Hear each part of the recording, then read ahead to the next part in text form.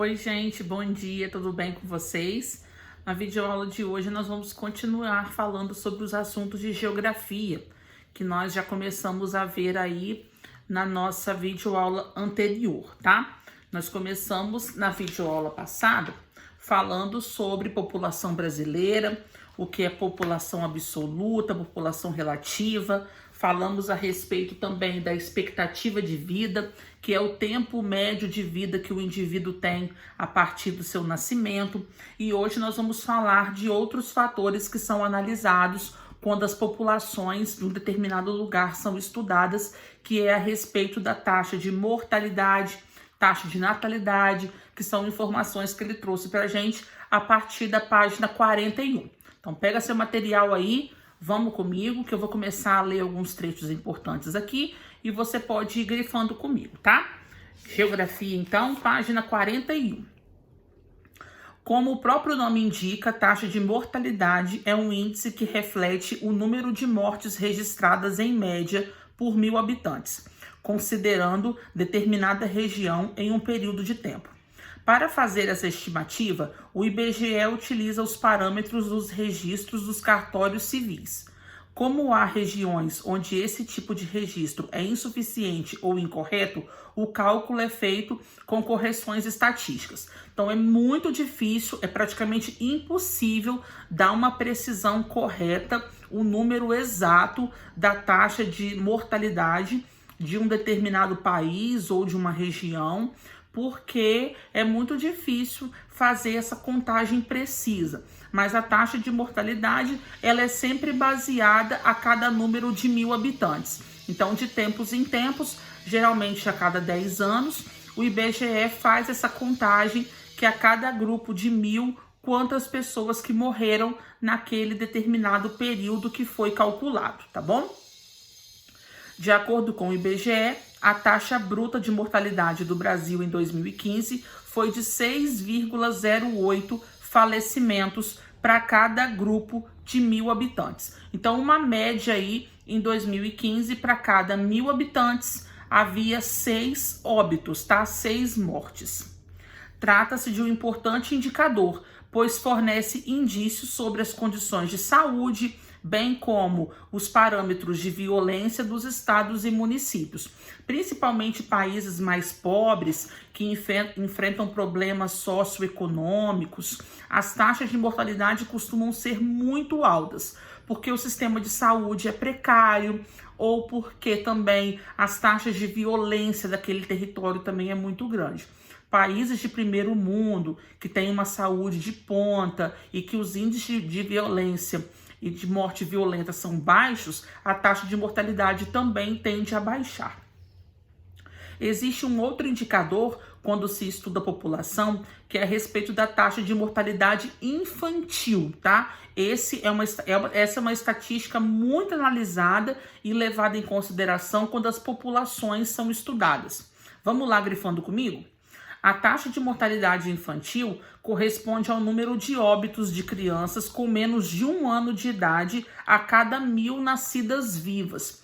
Por que é levado em consideração a criança até 1 ano de idade? Porque esses primeiros 12 meses de vida são os meses mais delicados, onde o bebê pode ter mais complicações, o aparecimento de algumas doenças. Então, um país, por exemplo, que não tem uma saúde muito legal para oferecer à população, a família às vezes é muito carente, a mãe às vezes nem teve condições de fazer o pré-natal. Países pobres passam por esse tipo de dificuldade. Então é bem provável, infelizmente, que muitos bebês vão acabar morrendo antes de completar 1 ano de vida, devido a problemas de falta de acompanhamento durante a gestação da mãe ou até complicações que possam vir a acontecer depois. Você pega países da África, por exemplo, muitas comunidades ainda, os nenéns nascem pelas mãos de parteiras, não estão ainda num hospital equipado, caso precise de uma UTI, de urgência. Então, o número de crianças que morrem antes de atingir 1 ano de idade é muito alto. Já esse índice em países de primeiro mundo é muito baixo, porque as famílias, né, e o próprio governo oferece toda essa estrutura de saúde para as gestantes e também para os bebês. Bom, outro indicador que nós vamos ver agora são as taxas de natalidade, o número de crianças, né, de nascimentos que vai acontecer num determinado período. Mas isso tem que ser levado em consideração, sim, porque ele diz muito sobre o perfil daquela sociedade. Nós vamos falar sobre isso já já. Vamos grifar comigo. A taxa de natalidade corresponde ao número de nascimentos a cada 1.000 habitantes em determinado espaço durante o período de um ano. O aumento ou a redução nessas taxas estão associados a indicadores sociais e econômicos. Geralmente são mais elevados onde as pessoas têm piores condições de vida e mais baixas, onde as condições são mais favoráveis. Então a gente observa justamente essa característica. Geralmente, países mais pobres ou comunidades mais carentes que não têm acesso à informação ou que as famílias não têm uma estrutura familiar, o número de nascimentos passa a ser muito maior. E as famílias que têm mais instrução, mais informação, que têm uma estrutura ali, acaba que está tendo um número de nascimentos menor. A gente sempre leva em consideração que isso deveria acontecer ao contrário, né? As famílias que têm mais condições financeiras ou que têm mais estrutura para a criação dos seus filhos poderiam ter mais bebês, mas infelizmente são as famílias mais carentes que passam por esse tipo de problema. Vamos fazer uma comparação aqui, por exemplo, dentro do Brasil. As maiores taxas de natalidade que a gente observa são nos estados do Norte e Nordeste, estados mais pobres que não têm estrutura, as famílias não têm aquele planejamento para ver quantos filhos vai ter, de se preocupar com a educação do filho, com a saúde, o investimento que vai ter nessa criança a longo prazo. Infelizmente, as famílias vão crescendo aí de forma desordenada.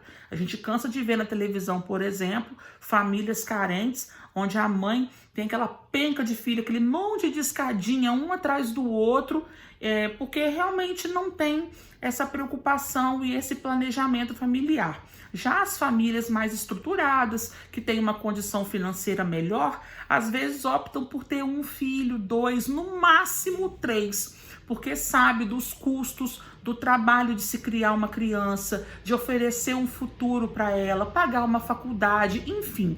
Acredito que os pais de vocês já devem até ter conversado com vocês a respeito disso.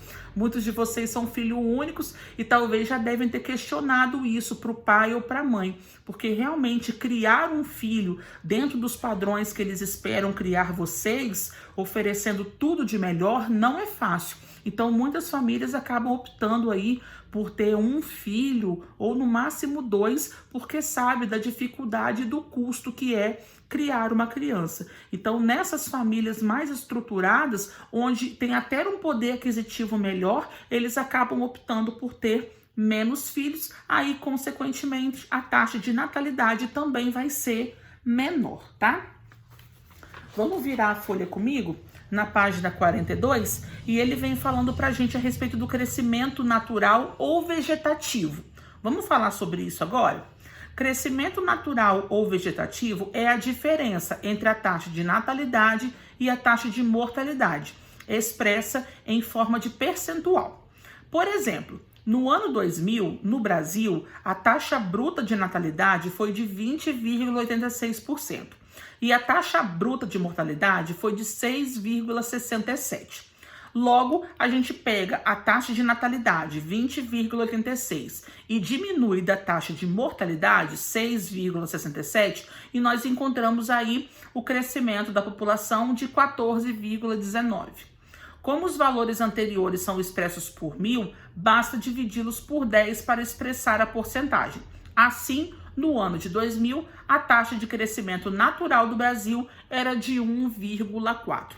Nada mais é do que você levar em consideração a quantidade de pessoas que nasceu dentro daquele período de um ano e a quantidade de pessoas que morreu. Você faz um cálculo de menos, faz a subtração aí para você descobrir a porcentagem de quanto que a população do Brasil aumentou ou não, tá? Esse que é o cálculo que é feito.